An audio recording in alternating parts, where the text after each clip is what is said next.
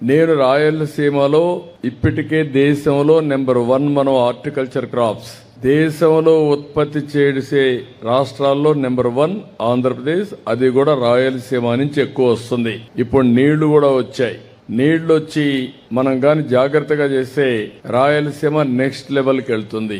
ఇక్కడ నేను ఆలోచించిన విధానం ఈ రోజు మీరందరూ గుర్తుపెట్టుకోవాలి. 1,00,000 కోట్ల రూపాయలు ఖర్చు పెడుతున్నాం.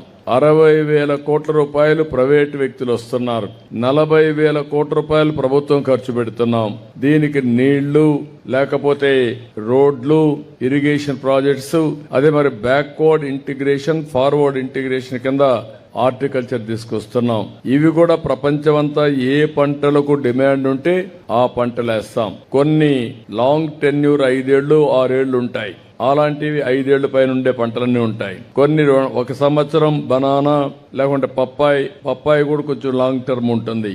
ఇవన్నీ వేరియస్ కాంబినేషన్స్ 25 రకాల ఫ్రూట్స్ మన రాయలసీమలో పడతాయి. అందులో ఏ ఫ్రూట్ కి ఎక్కువ డిమాండ్ ఉంటే దాన్ని బ్యాలెన్స్ చేసుకుని ముందుకు పోతాం. దీనివల్ల రాయలసీమ ఒకప్పుడు కరువు సీమ, మొన్నే గోల్డ్ మైన్ కూడా పడింది.